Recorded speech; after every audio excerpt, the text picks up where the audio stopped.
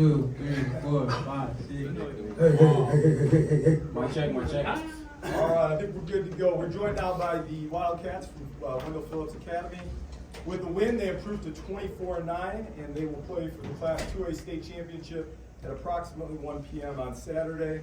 We have head coach Harris Martin and the 5 starters from the team. Coach, it got a little tight there at the end. What did it take to pull it off and get to that title game? Well, a little bit of resilience from the boys.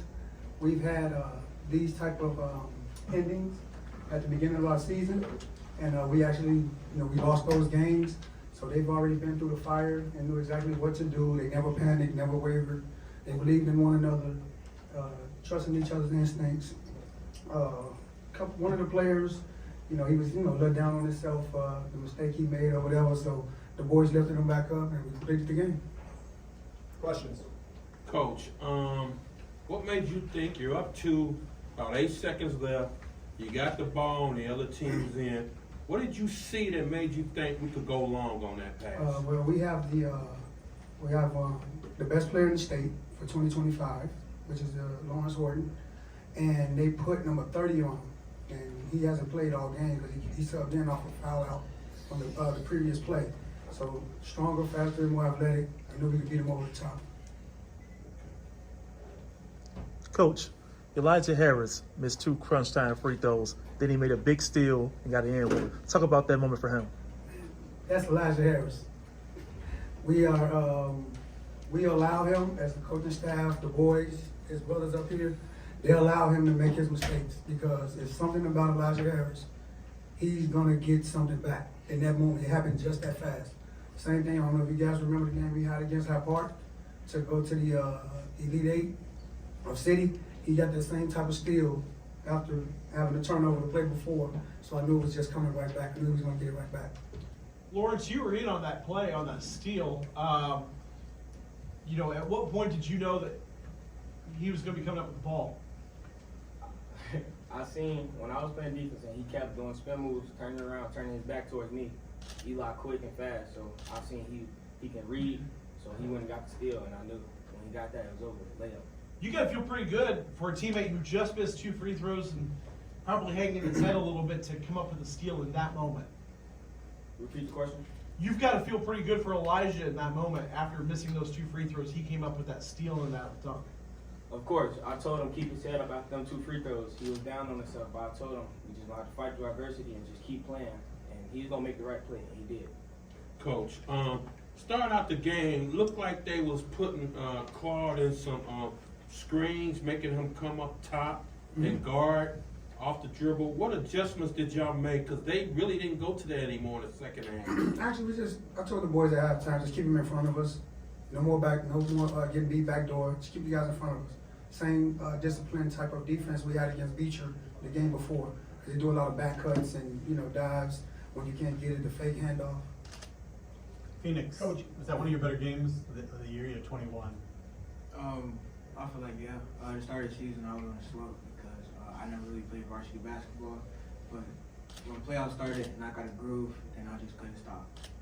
Phoenix, are you sure about that, man? I saw you play well against Beecher.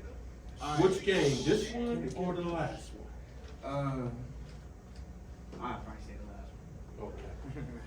Coach, 1975, last time Phillips won state championship, almost 50 years. You're playing on Saturday. Talk about the tradition of the school and what that means. Well, it's a new wave.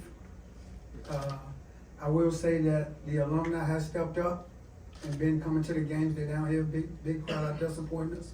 I've been talking to alumni. They thought that we had a pretty good chance of coming down here when we made the Public League's Final Four. So y'all been coming back, and like I said, knowing that the team that we put together for these boys to grow up in about 7 months being put together that fast, they've learned fast, like they grew up. Claude, Williamsville scored 38 points in the paint. You have the size advantage, so what did you see that they were doing effectively? You say he had 38? Williamsville as a team had 38 points, yeah. I mean, it was kind of like, at first I didn't know what to do, but after that we made some adjustment, like cutting the basket and me helping on to stay on the hub side, so it was kind of hard though not to be. they kept attacking you. Yes. But in a way where they were trying to keep some space between, you know, kind of going off, you know, shooting away from you or whatever. I'm sure you've seen players attack you like that before. Did you feel more comfortable as the game went on? Yes. Very more comfortable. Michael, how does it feel? You're the lone senior starter, trying to keep these guys together for the common goal of trying to win state here. It feels great. Like, I know I got a great supporting cast, and like I know they got my back. If you all, well, I know you probably know, I went down in the third quarter, took a sprained ankle, and all I was thinking while I was walking back was, I know my brothers got my back because I got like a lot of trust in them, my coaching staff, and even our fan base, like everybody a part of Phillips. I just know they have my back. Ferris, what do these next 45, 46 hours look like for you guys as you get ready for the title game on Saturday? Guys, you want to answer that?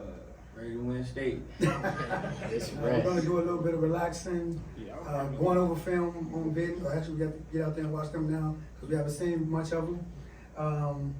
Like I said, we're gonna enjoy the moment, man. Embracing it, understanding it. Like I said, it don't come around like this. This was a test, a real test. Also, What kind of impact did the new facility have on this? I mean, is there a direct correlation? Yes, I believe when they decided to put the money into Phillips, it was a school, like I said, we had about 400 students. So they were on the verge of, I guess, the like almost closing or whatever. So them putting the gym out there by the football team when it state the 2 years they did. So they wanted some new blood in the building, from our administration to the coaches, and the players, of course. It takes them to get the job done. EJ, did that have an impact on you wanting to go to Phillips? Did that facility there, the gym? I don't think so. I think anytime it's a rim in basketball, it don't matter. time for one more question. And coach, Lawrence made a good play near the end of the game with that ball to go out of bounds, but it ended up being you all's ball out of his hustle. Can you talk about that play and that key moment there in the game? EJ Horton, relentless. One thing I can tell you about him, he may get on your nerves, but he's gonna not quit. He won't quit. You know what I'm saying? Like I said, these guys that's up here on this podium, none of them quit. Plus the team, plus the players that we got back in the locker room. They're just resilient. They know what we have to get done, especially when they see how the game is going. We knew they would come with another shot. Even when we went up 12, I knew that they would come with another shot. I kept telling the boys in my timeout. Doing that free throw, everybody was like, get back in the zone. And I told them, I said, I'm going to get the rebound. I'm going to make something happen. And they trusted me. So when they trusted me, we made a big play and it was our problem. Thank you, guys. Thank you, Coach. Appreciate it. Before I have you guys leave, does anybody need to do one-on-one interviews with Phillips? Get some Okay. pictures I'm gonna downstairs. ask you guys, the media, to file out first here.